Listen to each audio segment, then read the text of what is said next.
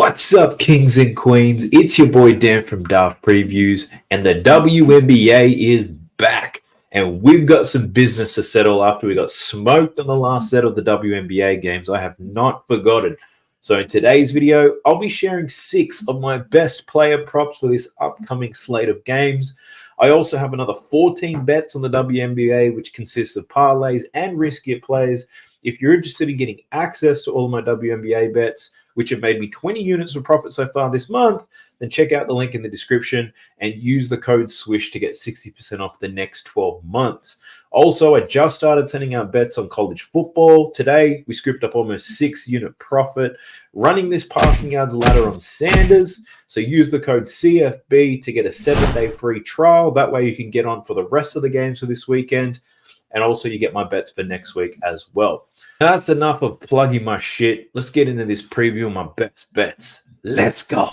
All right, we're jumping straight into Outlier. If you did not know, Outlier is the best tool available to get all the data that you need. I've been using this heavily on the WNBA, which you've seen in my videos, but I'm also using it on this college football stuff, which we'll be scooping some units up on. So if you're interested in checking out Outlier, I've got a 7-day free trial in the video description below. And if you need help using it, I'm your guy. So reach out to me and I can also help you out too. So we're kicking it off with the early set of games. We're looking at the Minnesota Lynx versus the Dallas Wings. Now, for those of you who know me already, it might be obvious who I'm betting with here because I happen to bet on Tierra McCowan almost every single time she plays. And the recipe is simple. When she's on the road, we take her under. When she's at home, we take her over. So today, the Dallas Wings are at home. So for Tierra McCowan, we're looking to lock in over 7.5 rebounds with old T-Rex McCowan.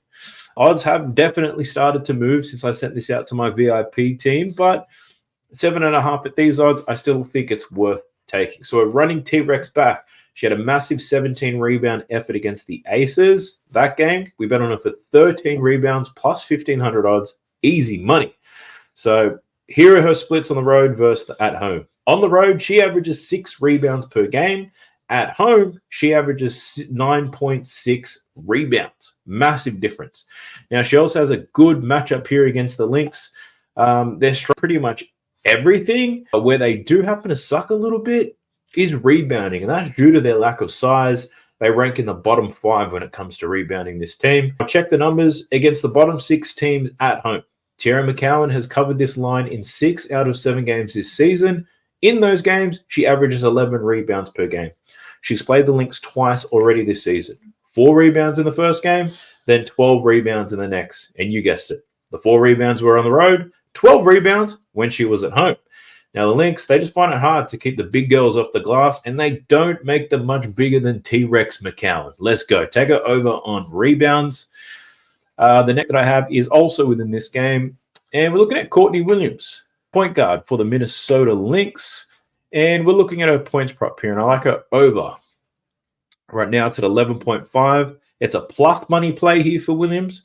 Now, check these numbers out. Post the Olympic break, she's been an absolute beast. We're talking about these last 6 games here. She's covered in 5 out of those 6 games. The one game against the FIBA where she went under and finished on 10, she got injured in the 4th quarter. I'm pretty sure she would have covered it then anyway. So pretty great form here for Courtney Williams. Also, this match is fantastic against the Wings. They allow the 2nd most points to guards. Not only do they allow the 2nd most points to guards, is they are terrible at defending the pick and roll, and they don't defend the mid-range either. And that's where Courtney Williams does all of her work. The Wings, bottom 3 at defending the pick and roll, bottom 2 in defending the mid-range. Now, she's played the Wings 3 times this season. Check this out. 10, 6, and 3. Not impressive at all, averaging 6.5 points per game in these matchups. But if I do a deeper dive, her minutes and her shot volume, very low. 18 minutes in 2 of those games, 26 minutes in the other. Didn't take a whole lot of shots, and when she did take a lot of shots, didn't shoot them very well. Now, if we look at her recent form, though, she'd be going crazy. In her last 5 games, averaging 12.2 shots per game, connecting on 56% of them. At those percentages, she's going to make 6 to 7, and all we need is 6. We're not even including free throws here. So I'm liking Courtney Williams here to get some mid-range jumpers and eat this Dallas team alive in the pick and roll. Dallas want to push the pace, so there's going to be some easy buckets for her in transition as well. Jumping into the next game, it's the Indiana Fever versus the Chicago Sky. It's the Caitlin Clark versus Angel Reese matchup that everybody gets excited for. And as much as I tried, I couldn't find a bet here for Caitlin Clark, and I couldn't get one for Angel Reese. I was close to running it back on her rebounds, over 14.5. And I think she can do it, but I also think there are better plays out there. So lean to the over for Angel Reese. But the bet that I'm looking at here is Kelsey Mitchell over 19.5 points. And we're looking to ride the hot hand here, if I'm being honest with you. She's covered in 5 consecutive games since she's come back from the Olympic break. She's had 3 very difficult matchups in that 5-game set as well. The Lynx, the Storm, and the Connecticut Sun, and she smoked all of them for 20-plus points. Now, this matchup against the Sky isn't an easy one, but it's not as difficult as the ones that she's faced already. On the season, the Sky have defended spot-up shooters quite well, which, large component of Kelsey Mitchell's game. But what they haven't done well is they've struggled to defend these combo type of guards, meaning guards who do more than just one thing. Now, Kelsey Mitchell, she also scores in transition. She gets to the free throw line, and she can also score in isolation and get to the rim. Now, the Sky rank in the bottom 2 in points in the restricted area, and that's where Kelsey Mitchell scores 33% of her buckets. So if she can get to the rim, I can see her making a whole lot of layups, and if they do happen to leave her open, she's going to cash those threes as well. Looking at the head-to-head matchup with the Sky, though, 3 times she's played them this season. She's covered in 1 out of the 3 games, 18, 17, then most recently 24 points. All of these games were back in June, though. Now, keeping in mind her average minutes, shot attempts, and her shot percentage post the Olympic break is so much higher than any other point in the season. So she's playing at her best right now. So I'm happy to ride the hot hand here. Kelsey Mitchell over 19.5 points. If you're feeling a bit risky, take it for 25 as well. Why not? That's the only pick I have within that game. But as we jump into the later games, there's a lot more. Don't you worry. Liberty versus the Storm. So this game I've got 1 pick, actually, because Jonquel Jones from the Liberty is a game time decision. She was out with flu-like symptoms, and we know whether she's going to play or not. So I didn't take any bets on this Liberty team just yet, but I do have one on the Seattle Storm team. And I'm looking at Skylar Diggins, the vet. She's actually quite an aggressive lady on the court if you haven't seen her play. But I'm looking at over 6.5 assists for Skylar Diggins. This is a plus money play, and you know how I get excited about plus money. Now, post the Olympic break, I'm talking about these first 3 games here against Atlanta, Indiana, and Washington. She only had 5 assists in those games. One thing you need to check out here is if we go to the points tab. In those same 5 games, she was scoring like a mad woman, and her shot attempts were through the roof, 21, 17, and 17. As a reference point on the season, she averages 12.5 attempts per game. So for her to come out of that break shooting 17 times per game, it was very unlike her, is what I would say. But Gabby Williams trade, meaning her last 2 games, she started to relax a little bit and things are starting to return to normal. She took 10 shots in the first game with Gabby Williams and then 13. What we have seen is her assists are back up to where they used to be. 8 and 9 assists in her last 2 games. Her assists, they used to be at about 7.5, and you wouldn't even get plus money for that. So to get her at 6.5 at plus money, she's made the adjustment. She's playing the way that she used to. I think this is a great look. Also, I've checked the home and road splits here for Skylar Diggins. Now, she averages 7.2 assists at home compared to 5.6 on the road this season. I call that out because this is a home game. If we also take a look at how she's played on the road, check this out. She's covered this line in 6 out of her last 7 games at home, averaging 8.2 assists, which is pretty amazing, right? This Liberty team on the season is a tough matchup. They allow the 3rd fewest assists overall and the 4th fewest assists to guards. But in saying that, if you've been watching the Liberty play post the Olympic break, they haven't been as stifling defensively, to be honest, in comparison to the rest of their season. If we look at the last 3 games, they've allowed the last 3 ball handlers to cover their assist line. Odyssey Sims, Natasha Cloud, Alyssa Thomas, even Ogunbowale in 2 consecutive games. So that's 5 games now. In 5 consecutive games, the Liberty have allowed the opposing guards or playmakers to cover their assist prop, and I think Skylar Diggins can also do it as well. That Jonquel Jones is a game time decision. If she's out, they're missing a big piece in their defense. We saw it in their last game. Without her, the Liberty fell to the LA Sparks, and they leaked 94 points against that trash-ass team. So if she's no good to go, I can see a big assist game here for Skylar Diggins. You might even want to take her for more than 7. But 6.5 at plus money is good enough for me. Jumping into the Dream versus the Aces, I've got 2 picks within this game. The first I want to go through is my girl, Tina Charles. So we bet on Tina Charles in her last game. I know we got rinsed in the last set of WNBA games, but Tina Charles did deliver, and it was delivered quite easily, to be honest. So in this particular game, we're looking at Tina Charles over 9.5 rebounds. You can see it there.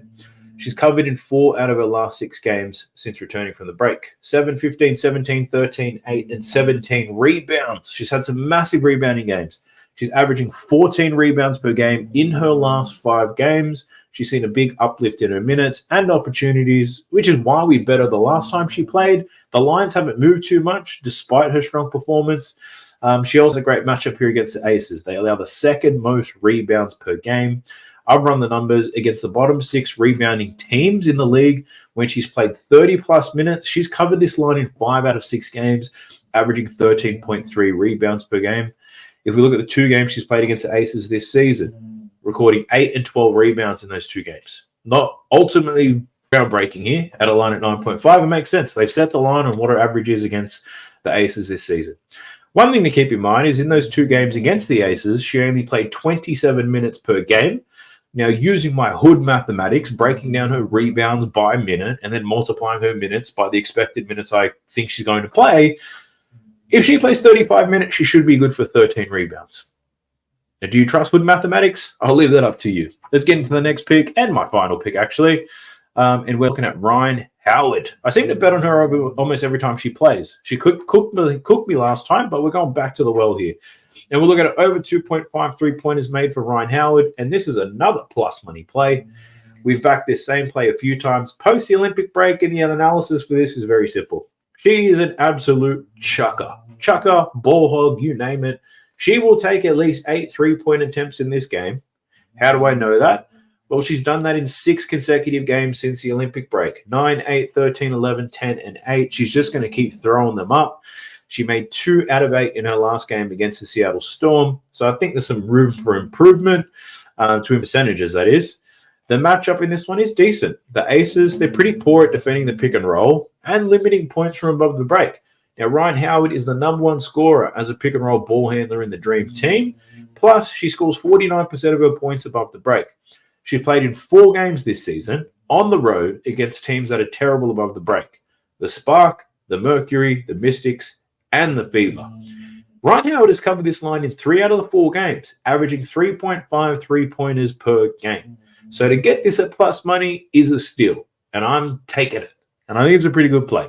If you made it this far, I do appreciate it. I honestly do. It makes a massive difference. So please like, comment, subscribe if you haven't already. Let me know in the comment section which one of these plays you think is absolutely red hot.